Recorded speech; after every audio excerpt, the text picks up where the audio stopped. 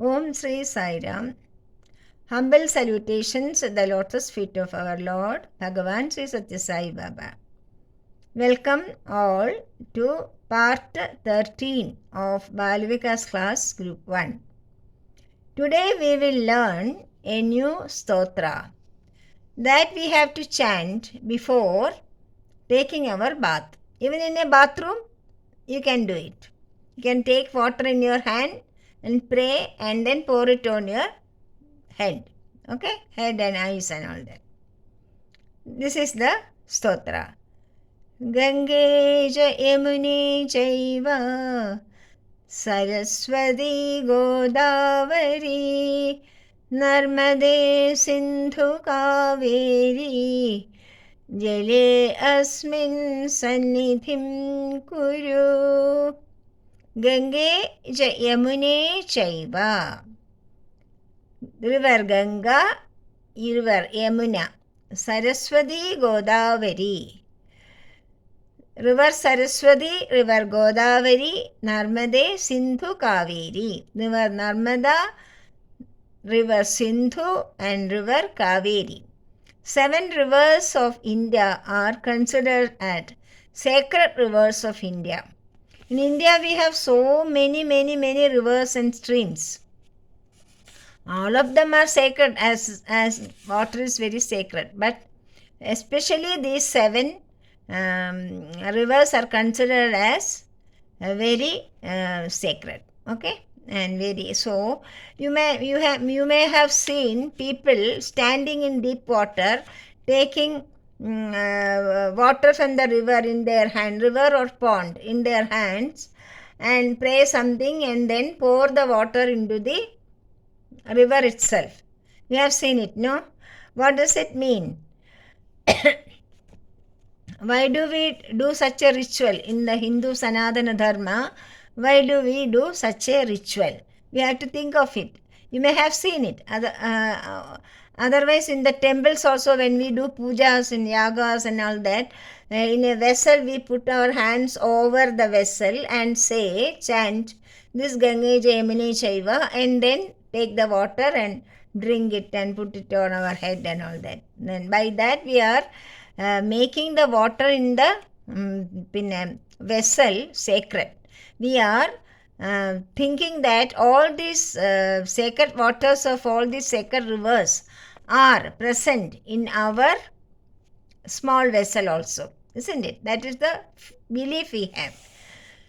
So we do such a ritual to show that water is very sacred. We cannot waste it. It is called Jeevanam in Sanskrit. Why? Because it is very essential for our life. Just as air is essential for our living, water is also very essential for our life. So it is called Jeevanam. It gives us life. And we cannot live without air and without water, isn't it?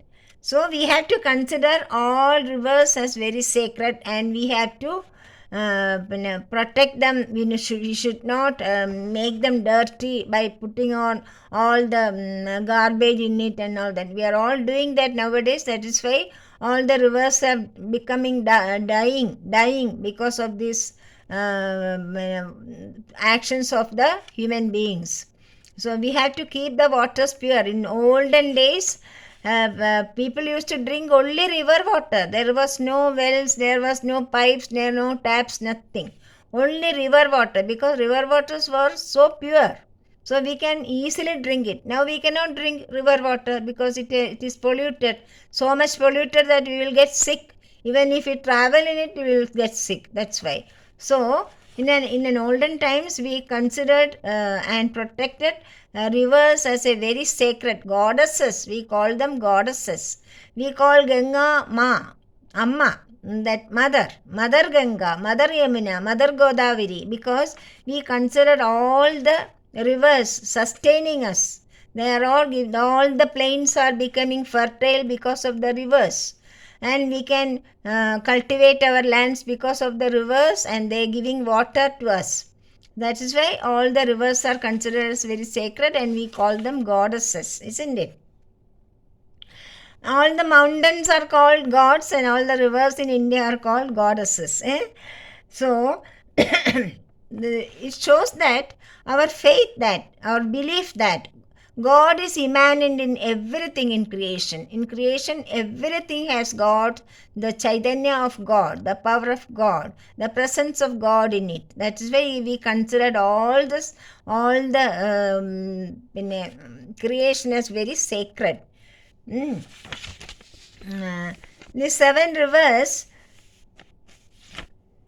why they are so important to us? In our body, there are so many blood vessels, isn't it? What do the blood vessels do to us?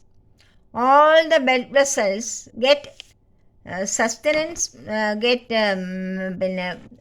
food from the food. Whatever is coming to the blood is taking, or blood vessels through the blood take to from the head to the bottom to the feet, all over our body. The blood is carrying all the nourishment we get from all sorts of food we eat. This is passed through the blood vessels. That is why we are healthy. We are out of diseases and all that because of these blood vessels. Likewise, just like that, all the rivers in India, not only in India, we are talking about India because all countries have many rivers and all the rivers are sustaining people in all countries. So, just like blood is circulating the nourishment to the body, all the rivers are circulating the fertility to the land.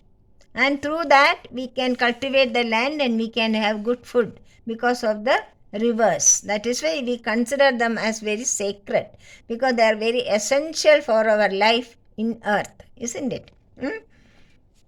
They all fall into the oceans. We have three oceans in three sides: Bengal Sea and Indian Ocean and Arabian Sea. All the rivers in India fall into one or two of these oceans and merges with it. When they merge with it, they lose their names. When the Ganga merges with the Samudra in the Bengal Sea, there is no Ganga anymore, only the sea is there. Likewise, in Arabian Sea and in the Indian Ocean, many rivers go and merge with it. And when the rivers merge with it, they lose their identity. It is considered it is compared to our being one with God. We have come from God and we go back to God, and when we merge in Him, we and God become one. There is no two, there is no us. We are only one. That is why. So, like that, when that is why the oceans are considered as very sacred. All the oceans also, because all the rivers are merging with the oceans. All the sacred rivers go and merge with the ocean. So the water of the oceans are very sacred. If you take bath in the ocean, and we in the Rameshwaram, in anywhere, in Narmada, in Dwaraka, in Ayodhya, anywhere we go, and in Ganga, in Kashi or Varanasi, we go and bathe in the Ganga, we get a lot of punya. It is there. We are blessed with a lot of punya. That's why all the rivers are considered as very sacred. Next class, I will tell you each of the river, how they got this sacredness in them. That is the next class I will tell you, because we have time is less for us. And how the rivers flow through the Indian continent, and how they are helpful to us. Next class we will decide. So once more I will tell you the stotra for you to learn. Gange Yamune Chaiva Saraswati Godavari Narmade Sindhu Kaveri Jale Asmin Sannidhim Kuru. Om